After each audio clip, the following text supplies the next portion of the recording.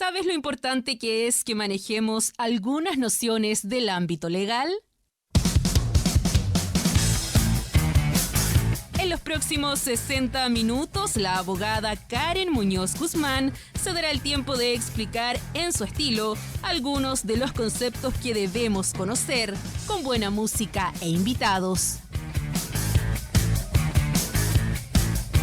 Ahora comienza Aboga Rock en Radio Universidad de Concepción. Buenas tardes, bienvenidos. ¿Cómo están? Tanto tiempo, yo los echaba de menos. ¿Ustedes? Espero que sí.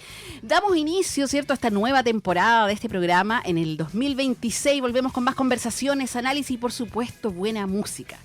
Y hoy partimos con un tema que parece lejano, cada vez menos lejano, ¿cierto? En realidad nos impacta directamente. La geopolítica, las guerras, tensiones entre potencias, decisiones, estrategias, todo está influyendo en Chile. Y cómo lo sentimos hoy día, ¿no? Era cosa de ver las filas en las gasolineras.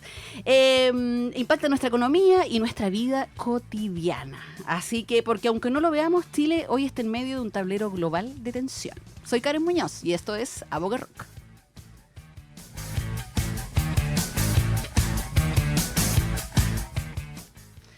Así es, estamos de vuelta y para hablar este tema que por Dios que está movido, llevamos, ha sido un verano desde que terminó la temporada en diciembre de Aboga Rock, la séptima, esta es la octava temporada de Aboga Rock, y ha estado movida la cosa desde el punto de vista internacional y nacional también. Para hablar de esto, ¿cierto?, de qué pasa en el mundo y cómo nos afecta, tenemos a un tremendo invitado.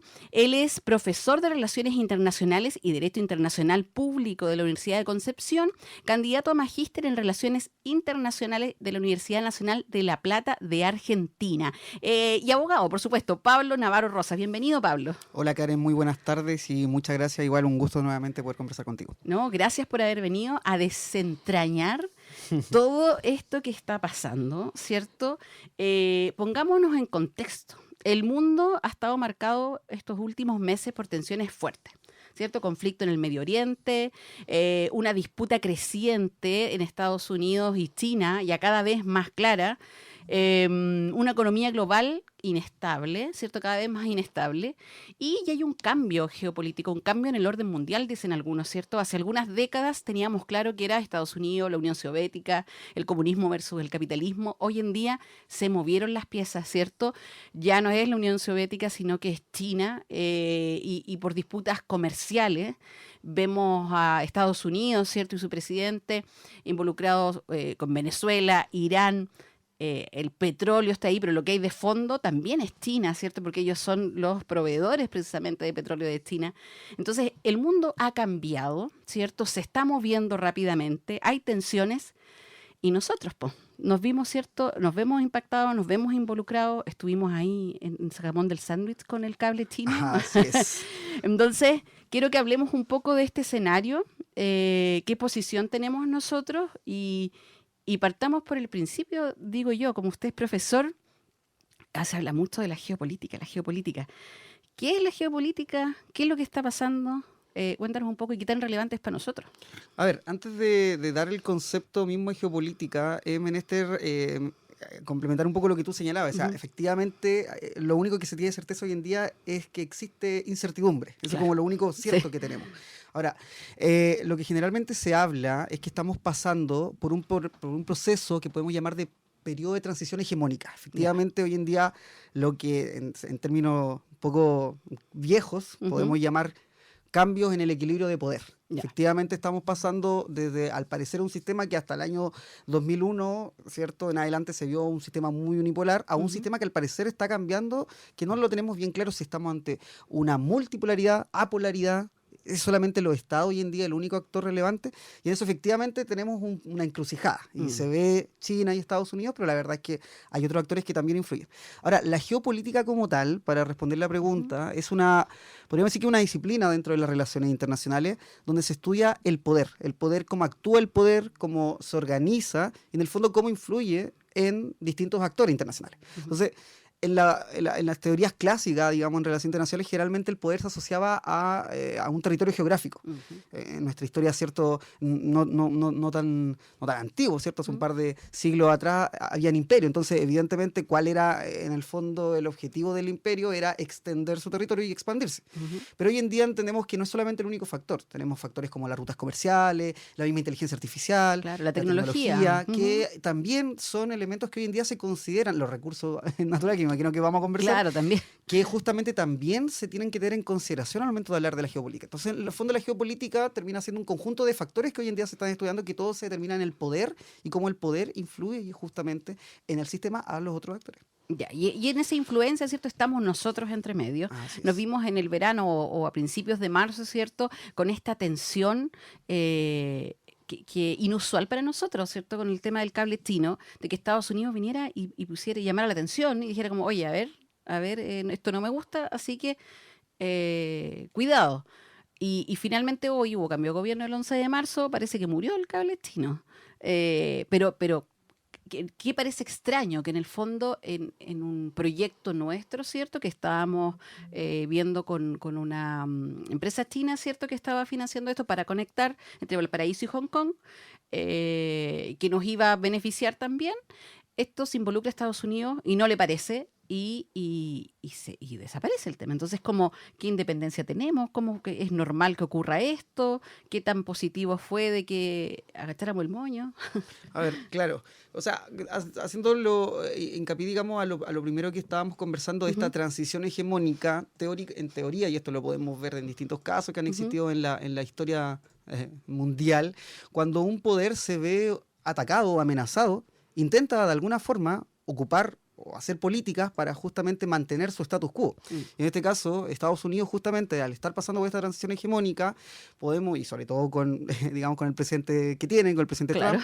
Trump, la forma de política exterior es agresiva y y tiene unos tintes bastante imperialistas, la verdad. Entonces, en ese sentido, no es normal, pero se podría explicar el por qué tiene estas conductas Estados Unidos. Claro. Y esto igual no es algo, digamos, conspiranoico, ni mucho menos. Esto lo podemos ver dentro de la misma política exterior de Estados Unidos, de este segundo mandato del presidente Trump, que ellos han denominado como doctrina Monroe. En el fondo, envolver nuevamente a que América Latina es para los americanos, ¿cierto? Intentando evitar a toda costa la influencia, en este caso, no tanto de Europa como fue en su minuto, ahora más bien la influencia china. Claro. Entonces, evidentemente, esto no es solamente un problema técnico, podríamos decir, sino que va también en relación a las influencias de poder en esta parte del continente. Y era el miedo, porque como no tenían control respecto de este cable, ni lo que ocurriera ahí, ¿cierto? Porque no era como el Humboldt, que hay un cable de Humboldt, ¿cierto? Que ese sí se aprobó, que tiene el OK de Washington, y que ese es entre Chile y Valparaíso,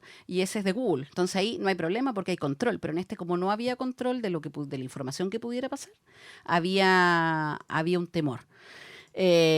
Bueno, pero al parecer se acabó, no hay cable chino. Ahora estamos en un proceso todavía prematuro, yo diría, de este gobierno, pero sí han habido señales de para hacia dónde va. O sea, alineado con el gobierno de Trump.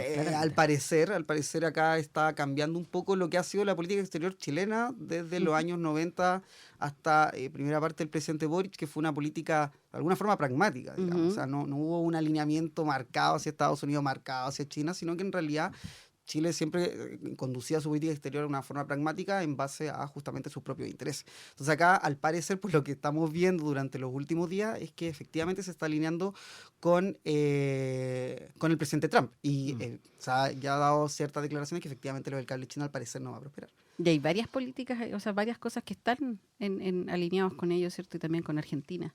Efectivamente. Así es. Bueno, y en relación a lo mismo, tú dices, es normal que esto ocurra por toda la tensión que hay. Entonces, ¿nosotros qué pasa? Somos un país, ¿tenemos un margen real de decisión o estamos demasiado condicionados por las grandes potencias? O sea, ¿nos puede volver a pasar? Porque yo siento que al abrir la puerta de que nos paren, ¿cierto?, el carro, ¿nos puede volver a pasar en otras cosas? A ver, lo primero que se tiene que tener presente es que independiente del tamaño geográfico, económico, político, institucional, cualquiera sea el Estado, hoy en día está dependiendo también del otro Estado. Es decir, a salvo que veamos casos emblemáticos como Corea del Norte, todos somos interdependientes entre sí. Ajá. Evidentemente hay un margen de acción de aquellos estados que tienen un nivel de recursos mucho más grande que un país periférico como el nuestro. Y en ese sentido, al menos Chile siempre ha optado por tener un margen de acción. Efectivamente, los cambios hoy en día genera y la estructura del sistema permite que la tasa o la marginalidad de acción de Chile sea un poco reducida. Yo la verdad no lo veo como un desafío o como una incomodidad. Lo veo, de hecho, como una oportunidad para que justamente Chile pueda mantener a sus socios estratégicos sin tener la necesidad de estar sujeto a un poder hegemón, que en otros estados lo han hecho, digamos. O sea, escrito a bloque más bien, digamos, del Asia-Pacífico o hacia Estados Unidos. La verdad es que Chile, al menos por ahora, y también considerando las capacidades económicas que tiene Chile por recursos naturales, por su propia geografía también, sí tiene margen de acción, en mi opinión. Ya. Ahora, el cómo se va a hacer durante los próximos 4 años, esperemos que se mantenga, pero al parecer existe una suerte de alineación hacia un bloque en particular.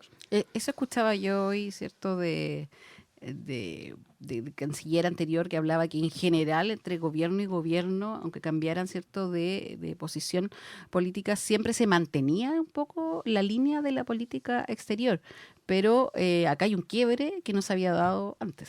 Así es, acá ocurre un quiebre, o sea, vamos por partes. Han habido momentos también dentro de la política exterior de cada gobierno donde ha existido una tendencia hacia un sector en particular, digamos. Ajá, claro. Pero claro, evidentemente en el caso del presidente Kast existen señales muy fuertes de que efectivamente al parecer se está alineando con un cierto sector, principalmente con el presidente Trump.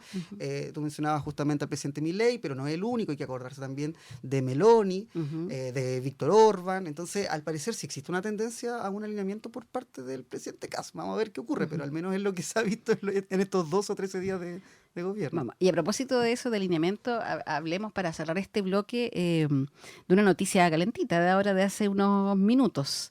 El retiro, el apoyo a la presidenta Bachelet para su candidatura a secretaria general de la ONU. ¿Qué opinión te merece eso? ¿Que igual tiene relación con este quiebre que hablamos? A ver, yo tengo mis opiniones con respecto a la política exterior que hasta al menos se está viendo del presidente Kast, pero yo en esta materia particular, teniendo presente, digamos, en términos objetivos, los argumentos que esboza esa declaración de Cancillería, yo creo que son argumentos muy débiles. Porque uno de los argumentos que entrega es justamente que existe una cantidad considerable, una diversificación de candidatos, pero se olvida. Y que no hay también, unidad, que no hay una unidad. Claro, efectivamente, pero se olvida también acá, Cancillería, que en las últimas elecciones a la Secretaría General había más de 10 candidatos. Entonces, el darlo como un argumento, al menos lo considero débil. Y por otro lado, porque considerando que era lo que yo te decía al principio, o sea, lo único que podemos tener claro es que hay incertezas en la actualidad. Ya. Entonces, disculpe un poco como lo fome, pero para que pueda, digamos en este caso, la expresidenta Bachelet ser secretaria general de Naciones Unidas, tiene que pasar en primer lugar por el Consejo de Seguridad y tener el visto bueno del Consejo y principalmente que ninguno de los 5 miembros permanentes lo vete. Ya. Entonces, hasta ahora siempre se ha dicho, bueno, es inviable porque el presidente Trump va a vetar, pero no hay que olvidarse que a veces el presidente Trump también toma decisiones de manera abrupta. Y aparte, por otro lado, Putin es pragmático. Es impredecible. Entonces no sabemos. Y por otro lado, Putin, estoy hablando de los 2 votos, Claro. digamos, que son difíciles. Claro. Y por otro lado, Putin, que eso, ¿por qué trae consecuencias? Porque el presidente Boric obviamente condenó la invasión ilegal de Rusia a Ucrania. Nos podría traer coletazos, pero el presidente Putin también es pragmático. Entonces, más encima, dentro de Naciones Unidas hoy en día hay una presión de que la candidata, de que el secretario o secretaria general sea mujer, porque nunca ha habido en la historia de Naciones Unidas una secretaria general. Y por otro lado, que esto no es una costumbre, pero generalmente hay una práctica que se va repartiendo geográficamente. Y según esta práctica, que no necesariamente tiene que cumplirse, ojo, pero que debería cumplirse, tiene que ser alguien de Latinoamérica. Entonces, ¿qué es lo que ocurre? Estaba justo como... Y claro, y el tema es que acá no hay que olvidar de que la presidenta Bachelet también está siendo respaldada por los 2 países más grandes de Latinoamérica, que es México y Brasil. Entonces, ¿cuál es el riesgo del presidente Kast? ¿Qué ocurre si es que Michelle Bachelet se alinea en lo otro y sale candidata? Yo creo que eso fue un error muy fuerte, donde no lo ponderó bien porque no tuvo en consideración el riesgo que puede traer a Chile y sobre todo a su capital político, que efectivamente después Bachelet, sin el respaldo de Chile, gane la Secretaría General, que es remoto, es una opción, digamos, bien lejana que efectivamente ocurra. Pero ¿qué ocurre si llegara a pasar? ¿Cuál sería el riesgo, según para...? El riesgo, en primer lugar, es un ridículo internacional, Claro, pero es lo que va a ocurrir. No lo y en apoyó, segundo lugar, Chile queda desprestigiado, porque en el fondo la integridad, digamos, de la política exterior de Chile se ve mermada por un problema local de la política interna, independiente de quién sea o lo que se opine de la presidenta Bachelet. Es el Estado de Chile, hay una representante que fue presidenta 2 veces, que se está candidateando a digamos, a ser la secretaria general de Naciones Unidas. Entonces, en ese sentido, el mantener, digamos, por la rencilla interna, no apoyar una candidatura de esas características, yo creo que fue un error. Y no hay que olvidar que en su minuto el presidente Boric sí apoyó la renovación de la Secretaría General de Alaman. Entonces, darse ese gustito ideológico yo creo que fue un error. Y mira, y también para aclarar a la gente que de repente veía en redes sociales, ¿cierto?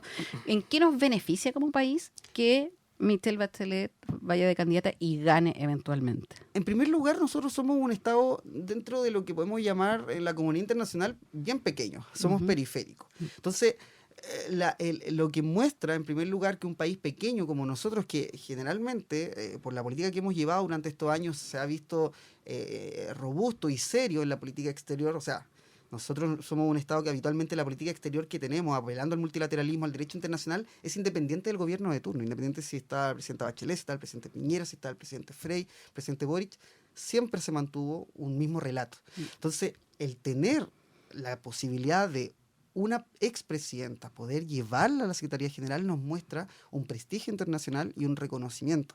Nos ayuda a insertarnos internacionalmente. Cabe mencionar que obviamente la presidenta Bachelet, si es que llegara a ganar, no representa los intereses del Estado de Chile, pero sí demuestra que un Estado pequeño, que podemos hablar que está en el fin del mundo, logra también tener una posición internacional y que tiene algo que decir también a la comunidad. Así es. Bueno, vamos a ver qué pasa porque ella ratificó su candidatura, a pesar de no tener el apoyo, ratificó su candidatura para secretaria general. Vamos a ver qué ocurre. ¿Cuándo se sabe esto? No, esto es un proceso largo que se viene durante todo este año. ¿Ya? Entonces todavía falta, digamos, mucho por que se pueda saber quién es el secretario general. Y aparte que hay mucha incertidumbre, o sea, puede ser que sea la primera vez que no exista... o que existan muchos vetos, porque como el escenario está incierto, dentro de los que tienen el poder de veto, puede ser que se trabe la discusión, y en la práctica durante todos estos años de Naciones Unidas siempre existió una suerte de, esto está mal jurídicamente, pero esto es lo que pasa en la práctica, una ratificación. El Consejo de Seguridad propone, y en el fondo la Asamblea General está de acuerdo, entonces termina siendo una ratificación en la práctica. Pero ¿qué ocurre si este año quien salga del Consejo de Seguridad como propuesta, puede ser que la misma Asamblea tampoco esté de acuerdo? Entonces, queda para rato y hay mucha incertidumbre de lo que puede ocurrir. O sea, esperar. Pura incertidumbre, pura incertidumbre. Bueno, yo tengo una certeza, y que es la música. ¿Ya?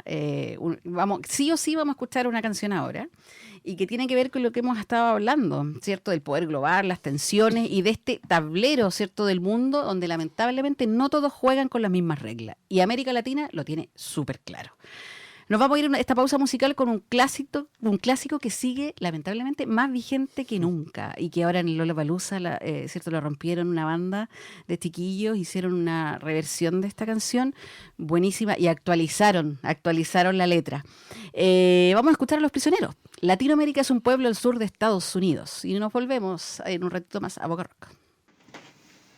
Hola, ¿te está gustando este capítulo? Bueno, no olvides suscribirte y hazle clic a la campanita para que te avise cuando hay uno nuevo. Nos vemos.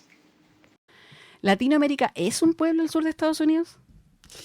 ¿Es el patio trasero? ¿Es la granja? Todas esas cosas se han escuchado. Sí, así es. Antes de responder, estamos aquí en A Boca Rock. Hoy día hablamos de geopolítica, tensiones globales con Pablo Navarro Rosas. Así que seguimos en esta conversación y sí, dicen que somos la granja, el patio trasero, un pueblo al sur de Estados Unidos. Espero que no sea así. Esperemos que nosotros, no sea, al menos Chile, que no sea un... Esperemos que Chile no se comporte así. Oye, y a propósito de Chile, ¿cierto? Ya entendiendo, ¿cierto?, que cómo estos conflictos globales nos impactan directamente en nuestra vida cotidiana. El alza de los combustibles era algo que Hace rato se viene hablando precisamente por las guerras, por los ataques de Estados Unidos a Irán, y se venía, ¿cierto?, comentando de que subió, obviamente, el precio del petróleo. Por lo tanto, nos tenía que impactar y estaba ahí la incertidumbre, qué pasaba con el MEPCO, ¿cierto? Finalmente, ayer se anuncia, de una manera bastante inusual, a través de entrevistas simultáneas, se anuncia que efectivamente se suben el precio de los combustibles, no está el MEPCO, ¿cierto? No tenemos ese colchoncito, y hay un alza histórico de los combustibles que llevaron a abarrotar las ¿cierto?, bencineras de personas. ¿Qué pasa? ¿Qué pasa con esto? ¿Por qué nos afecta? Pregunta súper básica. ¿Por qué nos afecta, cierto, las guerras? ¿Por qué nos afecta el alza? ¿Y cómo se enfrenta esto? A ver, como te estaba comentando hace un rato atrás, el mundo en la actualidad, y esto es un concepto no elaborado por mí, sino que de autores que hablan de que el mundo actualmente es interdependiente y que existe una interdependencia compleja. Uh-huh. Entonces, en esa lógica de interdependencia que se da principalmente de manera agresiva, digamos, después de la caída del muro de Berlín, efectivamente dependemos de recursos de otros estados, y al mismo tiempo los estados también, que no tienen ciertos recursos naturales como nosotros, como puede ser por ejemplo el litio, claro, o el cobre, también dependen de nosotros. Uh-huh. Entonces, bajo esta estructura, ¿cierto?, interdependiente de los estados, efectivamente lo que pueda ocurrir en otra región del mundo con respecto a una guerra que podría llevar justamente de que estos países, ¿cierto?, que tienen petróleo, efectivamente esto nos puede afectar en el alza. Eso no se puede negar, digamos. Claro, o sea, sí o sí está bien que nos afecte. O sea, no está bien, es normal. Es parte de las consecuencias que puede provocar justamente un conflicto en otro Uh-huh. lugar del mundo. Claro, pero a nosotros no nos afectaba tanto porque teníamos, ¿cierto?, este mecanismo, esta herramienta que amortiguaba este impacto, ¿cierto? Ya no está. ¿Qué te parece igual esa decisión? Internamente y en relación al mundo, o sea, y externamente también. A ver, o sea, lo que el argumento, esto ya meterme a política interna, el argumento, Sí, claro, el argumento del gobierno, efectivamente, este problema que existe del Estado con respecto a las arcas fiscales que están vacías prácticamente. Hoy día se subió un comunicado bastante cuestionado, ¿cierto? Sí, Es un comunicado donde coloquial, decía, bien coloquial. no hay plata. No hay claro, plata, como el vecino. Milei, claro, no hay plata. Entonces, bueno, ese es el argumento que se da. Ahora, el ver las estadísticas realmente, digamos que esta auditoría que iban a hacer para ver si efectivamente hubieron o no ahí un cierto desfalco, hasta al menos por ahora no existe un nivel de certeza. Entonces se puede cuestionar el alza sin ninguna solución alternativa que pueda colaborar justamente a los bolsillos de los chilenos. Lo otro extraño también, yo no soy periodista, pero que se haya hecho con 3 días de antelación. Desconozco el procedimiento, pero eso puede generar justamente estas filas que, al menos yo que hoy día fui a Chillán, habían filas. Esto mañana desde también anoche, va a sí, ocurrir hasta el día jueves. Entonces uno piensa, bueno, quizás se podría haber comunicado de un día para otro, no sé si eso puede ocurrir, pero a lo menos fue muy extraña la comunicación con respecto a esto. Extraña. Bueno, pero eso es cierto, como estamos enfrentando esto, esto que lo provoca, ¿cierto?, un conflicto internacional.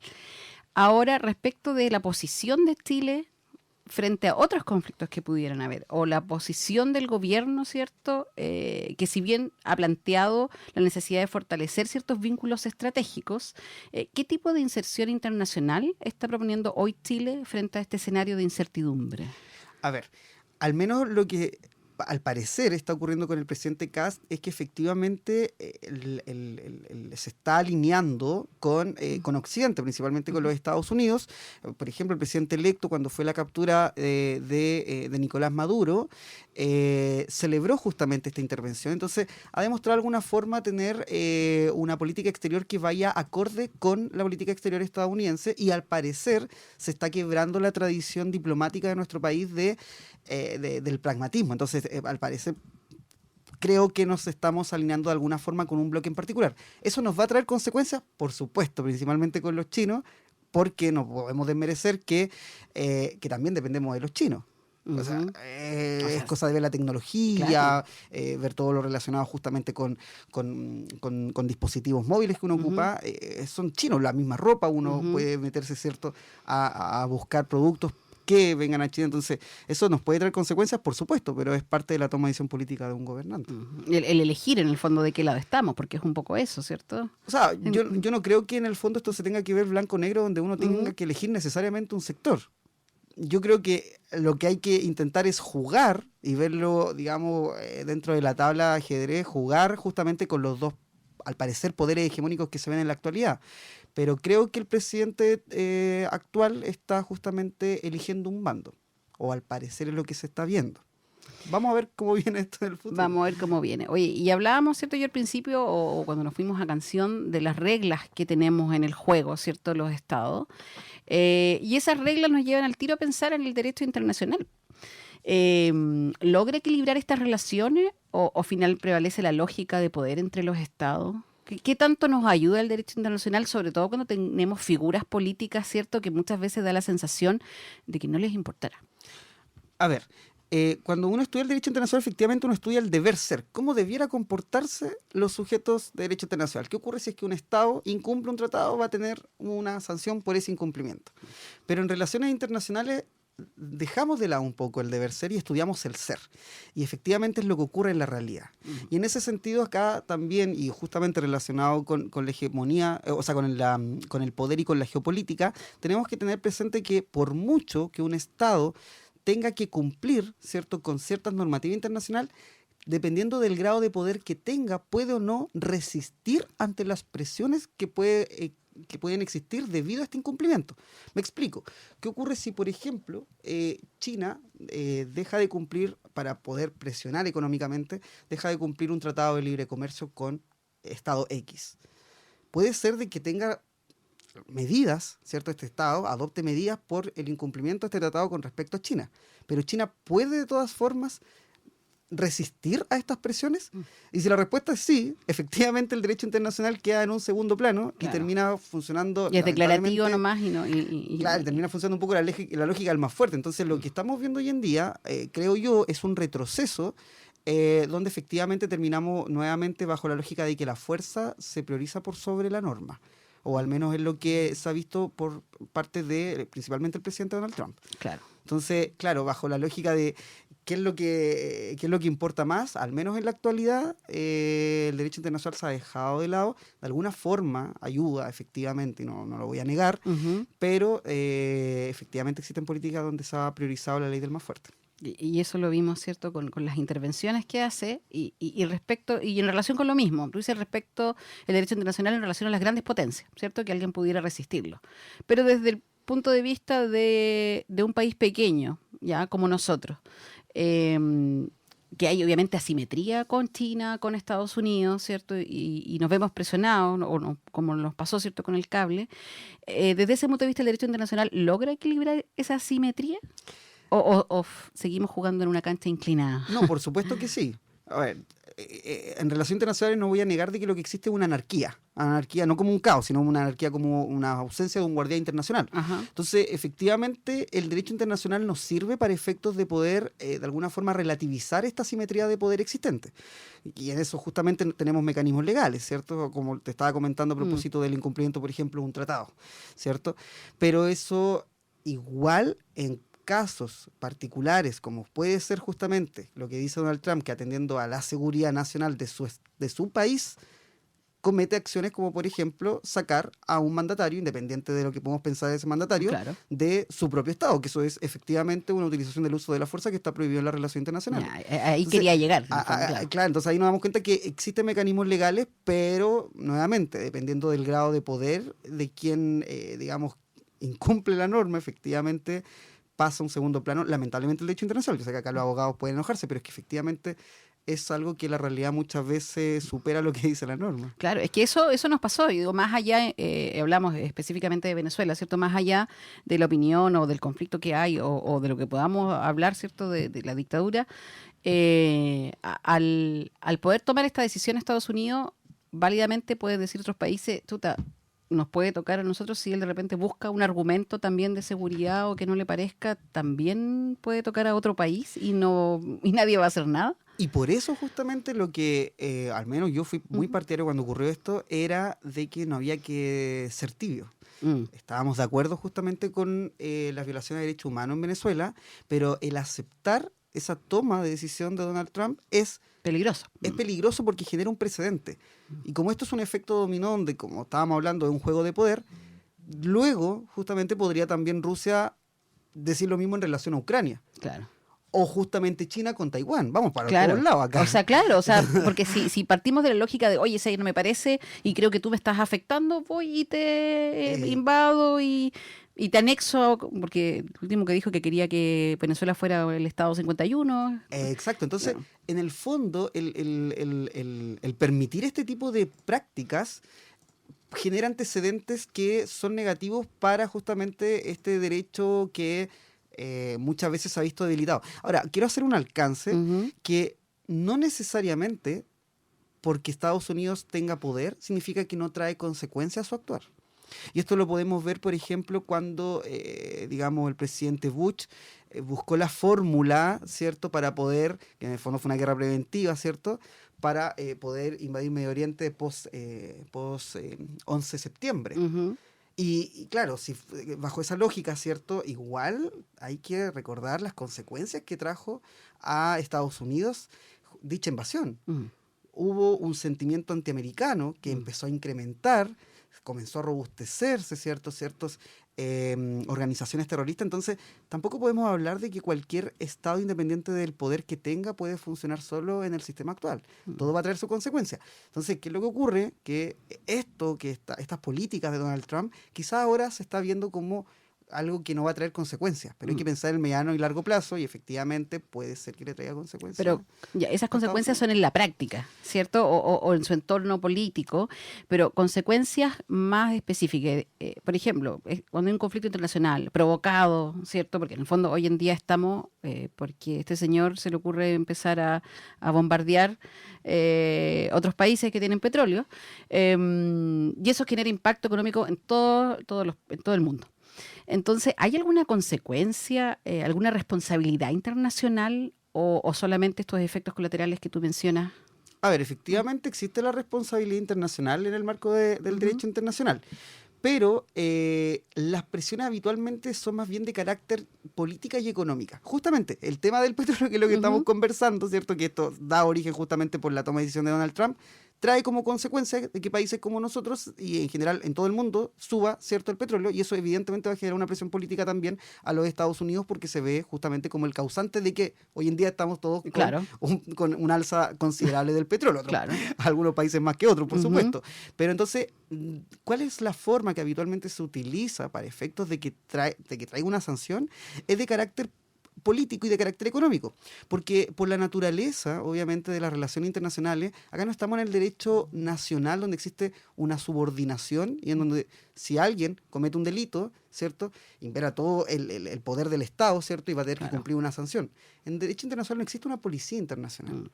Y como tal, justamente este imperio, este poder coercitivo se ve a lo menos un poco mermado. Entonces las fórmulas generalmente de presiones son políticas o económicas. Y ahí volvemos nuevamente a la lógica de, bueno, hasta que aguante, ¿cierto?, dependiendo del grado de poder, algunos estados pueden aguantar más esa presión que otros. Pero en definitiva, de alguna forma, todos en su minuto, independiente de cuánto se demoren, va a generar consecuencias en su estado, digamos, por su actuar. Y a propósito de eso, no hay una policía internacional, ¿cierto? Pero hay organismos internacionales que buscan mediar en los conflictos. Y eso también ha sido parte de la polémica últimamente, porque países que se salen de organizaciones internacionales o que critican, por ejemplo, la ONU, sigue siendo... O la ONU u otras organizaciones siguen siendo espacios efectivos de gobernanza global o pierden peso frente a esto que tú dices que es la lógica de que el poder manda, siguen sirviendo porque o sea, desde el mismo Trump, ¿cierto?, diciendo como la ONU no sirve para nada, va a la ONU a dar un discurso y critica hasta el teleprompter, ¿cierto?, y hay toda una serie de anécdotas, pero que tienen una entrelínea y que es quitarle peso. Entonces, al final, ¿siguen siendo efectivos o también van perdiendo, se van debilitando? A ver, la pregunta es compleja, porque va para hartos lados, pero en primer lugar yo creo que es necesario señalar que hay que contestar e intentar responder y refutar estas mentiras que se han dado. Ya. Una de las mentiras clásicas es los países serios se salen de la ONU. Sí. Pero cuando uno le pregunta ¿qué país serio se ha salido de la ONU? La verdad es que ninguno se ha salido. Ya. Entonces, hay casos muy excepcionales donde después volvieron. Pero que se hayan salido, ninguno ha salido. Ninguno, ni siquiera Estados Unidos. Aparte que no les conviene porque tienen un derecho en el Consejo de Seguridad. Entonces, eso es lo primero. Lo segundo, efectivamente, y sobre todo este segundo gobierno del presidente Trump ha señalado que Naciones Unidas no sirve para nada. Pero no hay que olvidar que Naciones Unidas es un organismo, una organización internacional que nace por voluntad de los estados. No es que de un día para otro Naciones Unidas dijeron, nació y se creó, hubo una organización. Esto viene después de la Segunda Guerra Mundial y fueron los mismos estados quienes le entregaron atribuciones a Naciones Unidas, le entregaron una forma de organización y le entregaron facultades y obligaciones. Entonces, el hecho de decir es que Naciones Unidas no sirve para nada o traba las discusiones, ojo, porque ustedes, estados, fueron los que entregaron esas atribuciones. Si consideran de que Naciones Unidas no sirve para nada, o que traba, o que es un ente burocrático, como dicen algunos, bueno, entonces refórmenlo. Y eso vuelve nuevamente al punto. No es problema de Naciones Unidas en sí mismo. Claro. Es un problema de los estados. Ustedes organizaron ustedes esto, mismos. claro. Y ahora, si sirve bueno para nada, uno puede ser crítico de Naciones Unidas, pero yo creo, y acá siempre me recuerdo una pequeña columna de opinión de la profesora Paula Cortés, profesora de Derecho Internacional de la Universidad de Chile, donde ella hacía el ejercicio de qué ocurre si es que no existiera Naciones Unidas. Y yo creo que ahí uno comenzaría a darse cuenta de la importancia que tiene la Naciones Unidas, la importancia que tuvo justamente Naciones Unidas a propósito de Bosnia-Herzegovina y los Cascos Azules. Entonces, nos damos cuenta, Naciones Unidas, la verdad... Sí ha servido y ha tenido buenos resultados. Es mejor ver Naciones Unidas con un vaso medio lleno de la influencia que ha tenido los corredores humanitarios que podemos ver justamente en la Franja de Gaza, a qué ocurre si no existiera justamente Naciones Unidas. Yo creo que ahí, por supuesto, es una palabra bien complicada en Chile, pero perfectible, pero eso es una organización que obviamente tiene sus problemas. Puede mejorar como todo. Pero ¿de qué sirve? Sí sirve. De qué sirve, sí sirve. Entonces, no puedo negar de que efectivamente la estructura se critica, pero hay que también no naturalizar ciertas mentiras que se han dado en el último tiempo a propósito de la organización. Ya, perfecto, nos queda claro eso. Es cierto que a veces igual tanto comentario, como decías tú, había que contar la verdad respecto de eso. Oye, Pablo, ¿y cómo crees tú que debería, mirando hacia el futuro, ¿cierto? ¿Cómo crees tú que debería actuar estratégicamente, ¿cierto? Chile, ¿cómo debería moverse en este mundo de incertidumbre? Vamos al deber ser. Esto es súper interesante porque justamente como estamos en un proceso y volvemos al punto principal de transición hegemónica, esto se discute en la actualidad. Hay autores que ascriben justamente de que tendríamos que, los nostálgicos principalmente de la Guerra Fría me atrevería a decir, de que tiene que haber un no alineamiento activo de Chile, es decir, que en el fondo existe una abstención a intentar de alguna forma estar dentro de la esfera de influencia de los poderes hegemónicos en la actualidad. Otros hablan de que tiene que existir una suerte de autonomía, no obviamente con las mismas características, pero teniendo presente la autonomía estratégica diseñada, ¿cierto?, por los europeos, post-pandemia. Entonces, ahí nos damos cuenta cuál es lo que tenemos que hacer. La verdad es que está discutido. Yo creo que lo que debería hacer Chile es seguir con esta política que hasta ahora se ha mantenido, de ser pragmáticos, de no alinearse con un poder hegemónico en particular, no caer en la rivalidad chino-estadounidense y poder de alguna forma también diversificar sus socios estratégicos. Yo creo que esa es la política que debería tener el Estado de Chile, que ha sido lo que lo ha caracterizado y que ha generado justamente que tenga buenas relaciones tanto con Estados Unidos como con China. Ese acercamiento con India que hubo al final del gobierno es muy positivo. Exacto, justamente. Entonces, en ese sentido, yo creo que lo que debería hacer Chile sería mantener este pragmatismo que lo ha caracterizado. ¿Es lo que va a ocurrir? Lo dudo, pero tampoco quiero entregar certeza de que efectivamente va a ser lo que va a pasar en estos 4 años. Puede ser de que, y esto ocurre porque justamente me acuerdo del presidente Milei cuando estaba en segunda vuelta, él decía, yo no voy a negociar con los chinos. No voy a negociar con los chinos. Y me acuerdo que, y esto siempre lo digo en clases, cuando el candidato Massa decía, ¿y cómo vamos a hacer con la soya? Entonces, no, bueno, se lo dejamos a Chicago o se lo dejamos a Panamá, qué sé yo. Eso es no entender las relaciones internacionales porque en el fondo se depende también, en cuanto a la exportación de tus productos, de otros estados. Claro. Entonces, a veces la presión también puede generar que el presidente Kast tampoco quiera alinearse tanto con Estados Unidos porque China sigue siendo un socio estratégico de Chile y Chile necesita de China. Entonces, por eso no quiero encasillarlo tampoco a que se está alineando y que va a hacer su política exterior durante Es muy pronto todavía, muy prematuro. Creo que sería irresponsable dar ese tipo de comentarios. Esperemos que no. Oye, llegamos ya, ¿cierto? Al final del programa, se nos hizo cortito, pero hablamos de todo un poco, ¿cierto? Y un resumen, y nos dejaste bastante claro varias cosas, sobre todo en esta incertidumbre global que existe. Así que, pero antes de irnos, una canción. Usted trajo una canción, quiero que me diga quién, cuál y por qué vamos a escuchar eso. Sí, a ver, yo traje una canción que justamente ya algo habías introducido en el término del primer bloque, de Candelabro. Es una canción que se llama Fracaso, un grupo muy bueno. Jovencillos. Súper jóvenes, lo recomiendo porque aparte que tienen fusiones de distintos géneros. Sí, dejaron la patada en Lollapalooza. Dejaron la patada en Lollapalooza, independiente de lo que uno pueda opinar o no, pero efectivamente se hicieron famosos después del Lola. Y la canción se llama Fracaso, y considero que es una canción que, pese a que la letra puede sonar muy pesimista, me da la impresión de que es más bien optimista. Estamos ante momentos oscuros, hay que seguir trabajando y hay que seguir luchando. Entonces, al menos en cuanto a la recomendación, considerando los tiempos actuales, no solamente en Chile, en el plano internacional, porque independiente de la posición que uno tenga, efectivamente la guerra no solamente trae consecuencias económicas, trae también consecuencias humanitarias y consecuencias relacionadas principalmente con vulneración a derechos humanos. Estamos en un proceso oscuro, pero creo que siempre hay que intentar buscar el optimismo para poder salir adelante. Entonces, en ese sentido, creo que esta canción, Fracaso, justamente pega muy bien con la realidad actual, tanto internacional y también nacional, por supuesto. Nos quedamos con eso, ¿cierto? Y muchas gracias, Pablo Navarro Rosas, por haber venido a Boca Rock, el primer capítulo de la temporada. Muchas gracias por el honor. No, y vamos a seguir hablando, tenemos 4 años para seguir hablando de esto. Así que nos quedamos con eso. Yo soy Karen Muñoz y esto fue a Boca Rock. Chao.